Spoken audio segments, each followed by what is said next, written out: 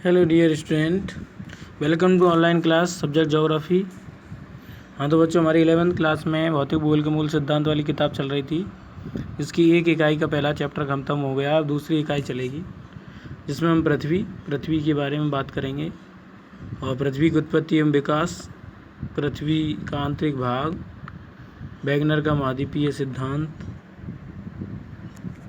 एवं प्लेट विवर्तनिक, भूकंप एवं ज्वालामुखी, इन टॉपिकों को पढ़ेंगे। तो चलिए बच्चों, आज की बात करते हैं। आज हम पृथ्वी की उत्पत्ति एवं विकास के बारे में।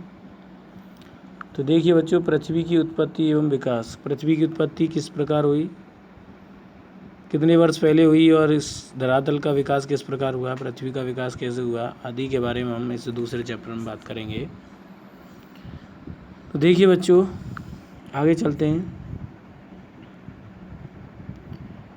कि क्या आपको वह कविता याद है जो आपने अपनी नर्सरी की कक्षा में पढ़ी थी, twinkle twinkle little star how are wonder what you are.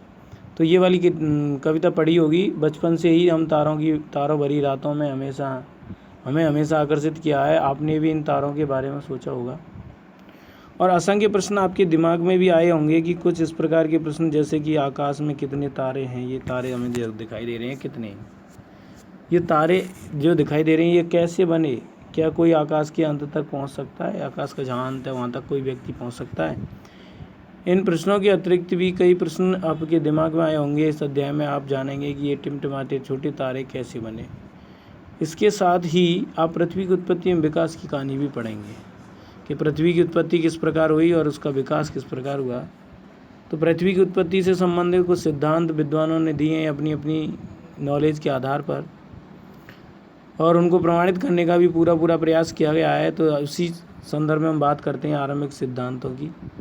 जब पृथ्वी की उत्पत्ति संबंधी संकल्पना आई तो उस समय आरंभिक सिद्धांत भी आए। तो सबसे पहले पृथ्वी की उत्पत्ति, इसी के ऊपर चर्चा करते हैं सबसे पहले। तो देखिए बच्चों, पृथ्वी की उत्पत्ति के संबंध में विभिन्न दार्शनिकों ने, अनेक दार्शनिकों और वैज्ञानिकों ने अनेक परिकल्पना प्रस्तुत की हैं। बहुत सारी परिकल्पनाएँ प्रस्तुत की हैं।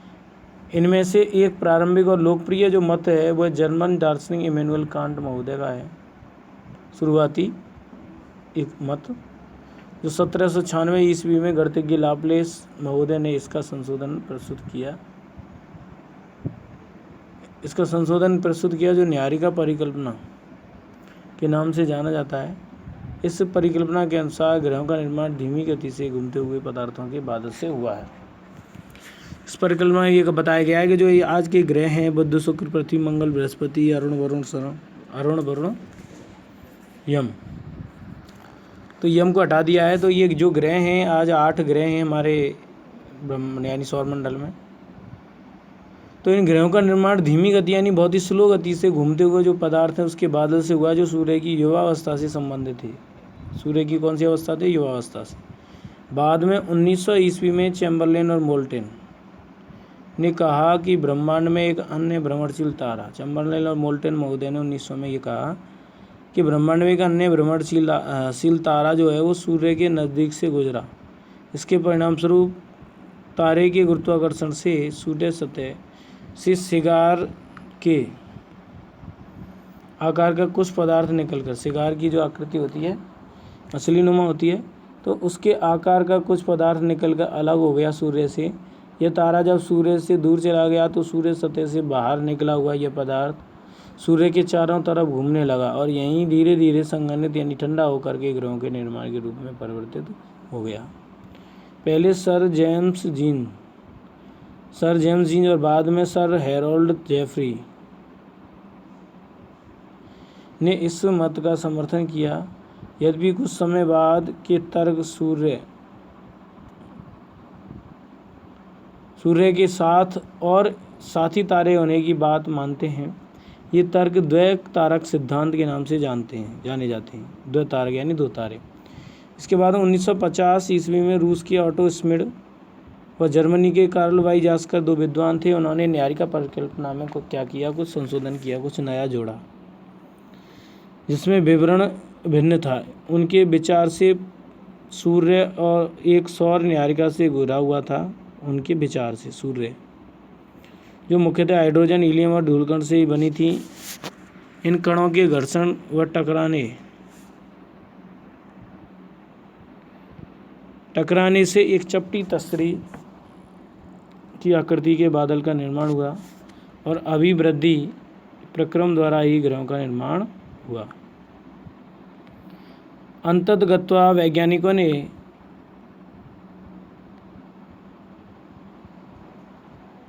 पृथ्वी या अन्य ग्रहों की ही नहीं वरन पूरे ब्रह्मांड की उत्पत्ति से संबंधित समस्याओं को समझने का प्रयास किया।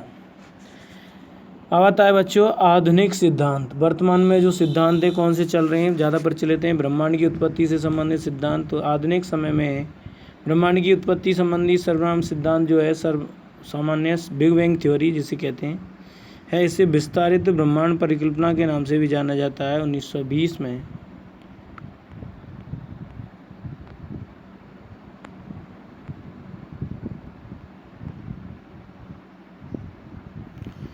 एडविन हब्बल महोदय ने प्रमाण दिए कि ब्रह्मांड का विस्तार हो रहा है।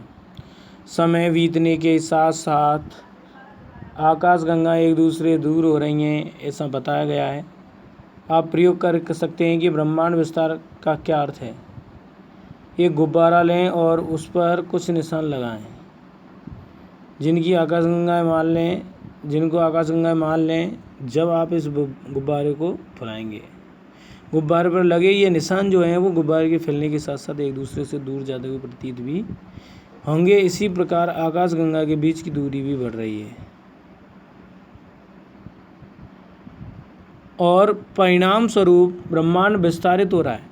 बीच की दूरी बढ़ रही है तो ब्रह्मांड विस्तारित हो रहा है। यद्यपि आप यह पाएंगे कि गुब्बारे पर लगे चिन्हों के बीच की दूरी के अतिरिक्त चिन्ह स्वयं भी बढ़ रहे हैं, जबकि यह तथ्य के अनुरूप नहीं है। वैज्ञानिक मानते हैं कि आकाशगंगाओं के बीच की दूरी बढ़ रही है, परंतु प्रेक्षण आकाशगंगाओं के विस्तार को नहीं सिद्ध करते, जो प्रेक्षण है। अतः गुब्बारे का उदाहरण आंशिक रूप से ही मान्य है। बिग बैंग सिद्धांत के अनुसार ब्रह्मांड का विस्तार निम्न अवस्था में हुआ है। बिग बैंग थ्योरी का 3 अवस्थाएं बताई गई हैं। पहली अवस्था है प्रारंभ में, शुरुआत में वे सभी पदार्थ जिनसे ब्रह्मांड बना है आज का, वे अति छोटे, बहुत ही छोटे गोलक एकाकी परमाणु के रूप में एक ही स्थान पर स्थित थे, जिसका आयतन अत्यधिक सूक्ष्म एवं तापमान तथा घनत्व अनंत था। बिग बैंग की प्रक्रिया में इस अति छोटे गोलक में भीषण विस्फोट हुआ। बिग बैंग की थ्योरी में क्या हुआ, जो अति छोटा गोलक था उसमें भीषण विस्फोट हुआ। इस प्रकार की विस्फोट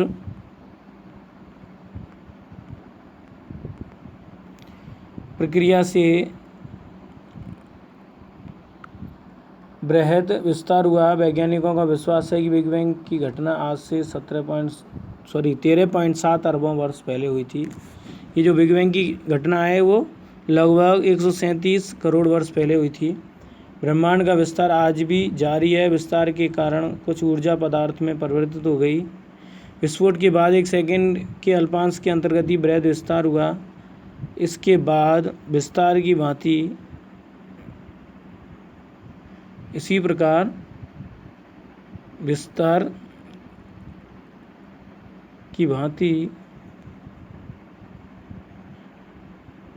विस्फोट के बाद 1 सेकंड के अल्पांश के अंतर्गत ही विस्तार इसके बाद विस्तार की गति धीमी पड़ गई। बिग बैंग के आरंभिक 3 मिनट के अंतर्गत ही पहले परमाणु का निर्माण हुआ। इसके बाद तीसरा पॉइंट है बिग बैंग से 3 लाख वर्षों के दौरान, बिग बैंग की घटना हुई उसके 3 लाख वर्षों के दौरान तापमान में 4500 केल्विन तक गिर गया और परमाणुीय पदार्थ का निर्माण हुआ। ब्रह्मांड पारदर्शी हो गया। ब्रह्मांड के विस्तार का अर्थ है आकाश गंगाओं के बीच की दूरी में विस्तार का होना। होयल महोदय ने इसका विकल्प ढूंढा। स्थिर अवस्था संकल्पना के नाम से इसने प्रस्तुत किया।